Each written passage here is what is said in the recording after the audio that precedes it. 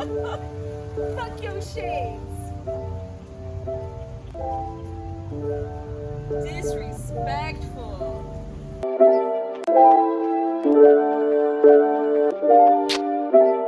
Hey you, welcome back to your humble, thrifty fashion, DIY and lifestyle channel, La Triftanista TV.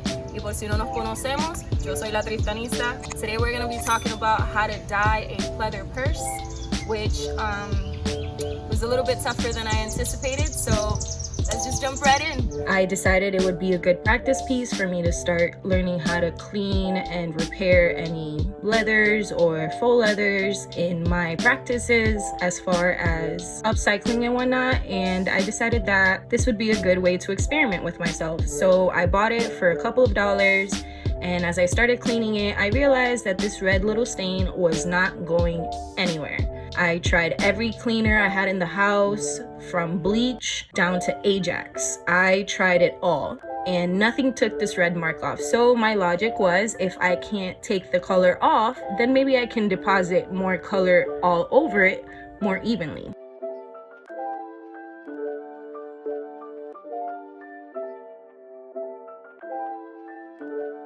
So for materials, you're pretty much gonna need about the same materials that you needed for the last dye job we did in the turmeric video, which I will link in one of the cards up above. And that would be your item that you'll be dyeing, your dye, water, a heat source, and something to make sure that your dye is more prominent, which in this case, I'm using the baking soda. Baking soda! I got baking soda!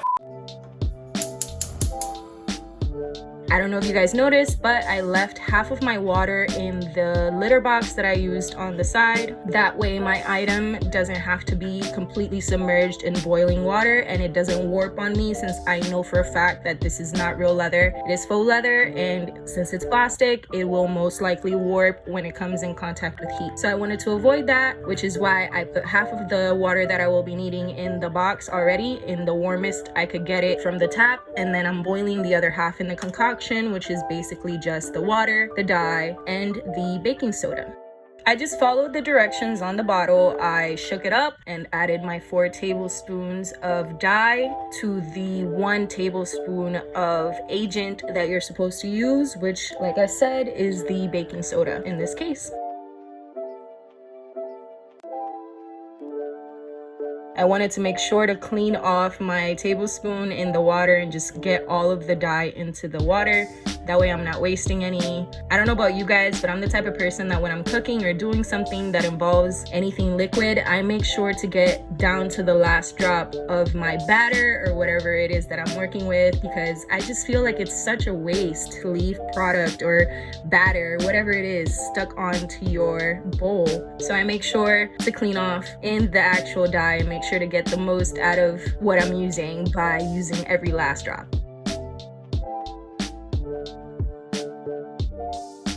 So as the mixture is boiling, I made sure to wet my fabric that I'm using. In this case is a purse, but to dip the fabric into that warm water, make sure it's nice and saturated. That way the dye will stick on to our pleather better.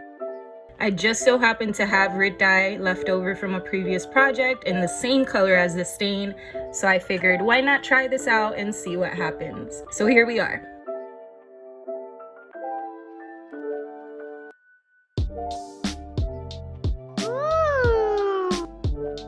Once the mixture is boiling, which is literally the only time I like to watch water boil when I'm working with colors, you are going to add that to your pan, making sure to be careful that it doesn't splash everywhere like mine did out the back there. And now the process of dipping and making sure that everything is nicely covered starts. I wanted to make sure to show you guys the whole process, so I did this quick little time lapse. It was the entire 40 minutes that the instructions required for you to be messing with the garment, and as you can see, it's not really taking that much color in. After the 40 minutes are over, and I've literally wasted my entire time because none of the dye actually stuck to the pleather, only to the threads that keep it together, I follow the instructions and wash off my purse in hot water, and this is what we have. Let's try something else.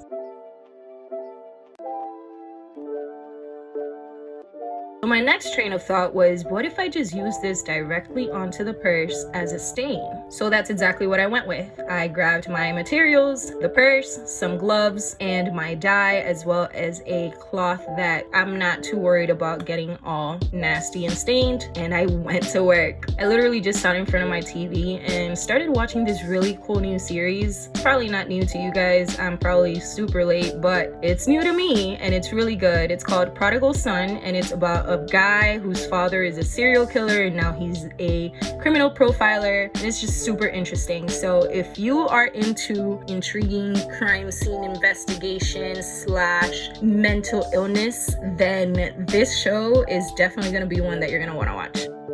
I thought that perhaps putting it in heat would lock in the color into the fabric, so I threw it in the dryer for about an hour. A little longer than a few minutes later. I grab it out of the dryer and it still feels sticky, so I tried to do the saliva test and see whether or not it had permeated the fabric, and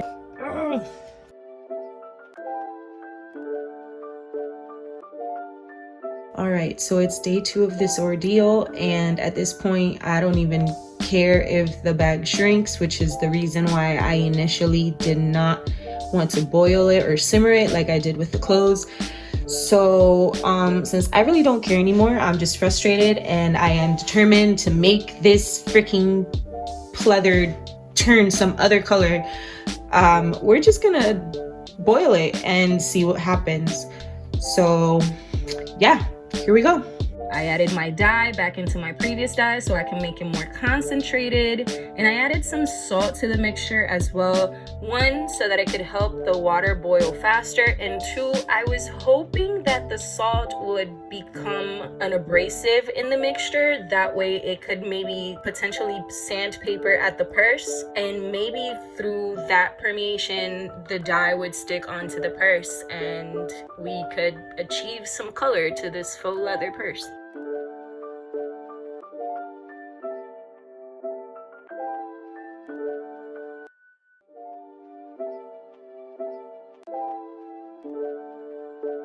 I'm sitting here editing this video and all I can think of every time I shake the bottle in front of the camera is the Outkast song and shaking it like a Polaroid picture.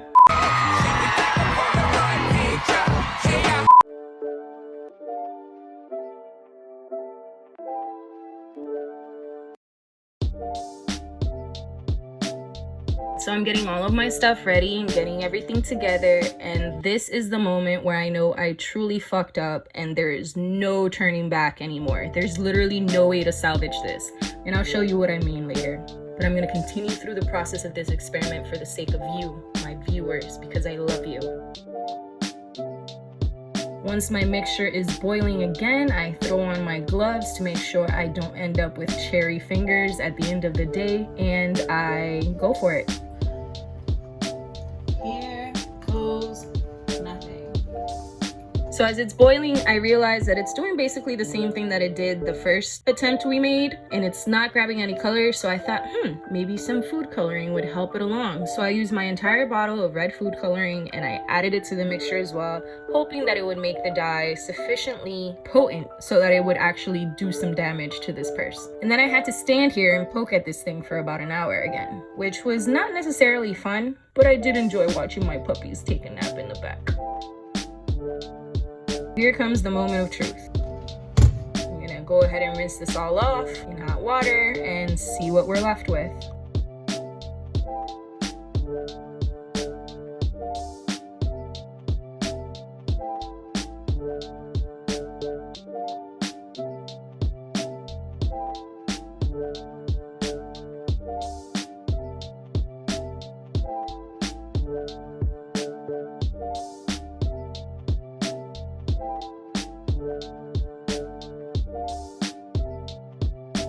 And the freaking purse is still the same. I haven't done anything to this purse to change it except burn 2 holes into it, which, as I said, is irreparable damage. There's no going back after this. So this was literally just a failed experiment at this point.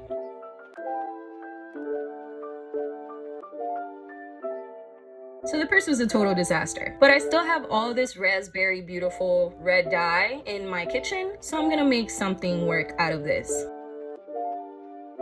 Check out that ringing technique though.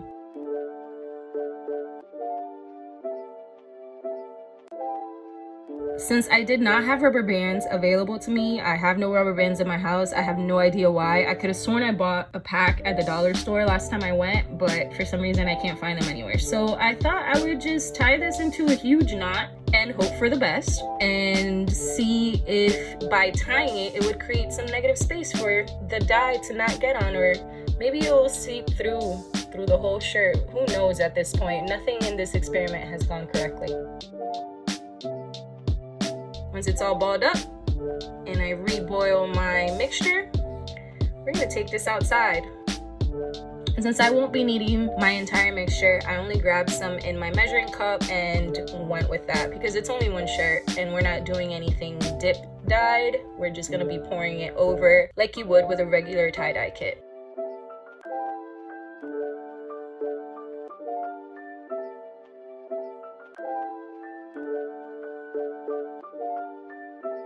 Once we're outside, get your gloves on, protect those hands.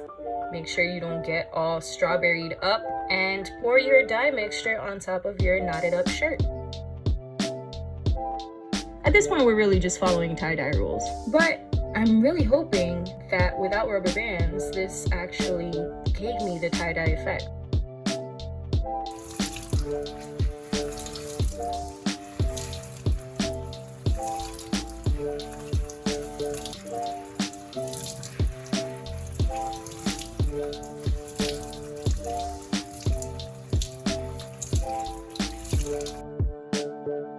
And there's my glimmer of hope for the negative space effect.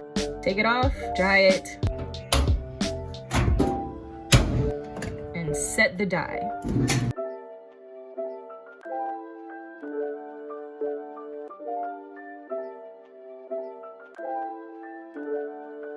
Trying to dye the faux leather was a total and complete disaster.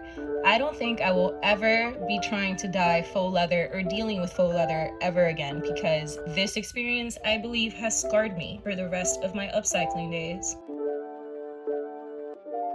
The shirt, however, was a complete success, especially considering I had no rubber bands. I love how I was able to achieve the V that I wanted on the pattern by just folding it the right way and knotting it up the right way. So this shirt is definitely going to be a new staple piece in my daily wardrobe. I'm probably going to end up cropping it because it is a little bit long on me, but I'm super happy with the results. This is what I get for breaking my own thrift rules. I grabbed it because I thought it was, a simple enough fix to clean up a small little red stain off a fake leather bag, and it turns out it was a complete disaster. I tried everything I could think of to clean it off before I even tried to dye it. I tried bleach, I tried acetone, alcohol, Goo Gone, leather cleaner, just everything I could possibly think of to get those little red stains out. And I had to opt for, if I couldn't get something off, I might as well put something on. So I tried to put some color on it, and as you can see, it did not take. This just goes to show that buying quality is much better than buying something cute just because it's cheap.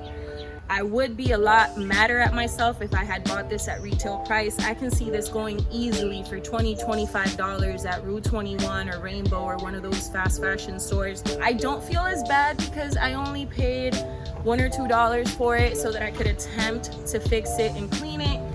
I would say this was a good experiment, and it taught me a lot. It taught me that sometimes, I set my rules for a reason, and just next time I'll make sure to look for quality over quantity.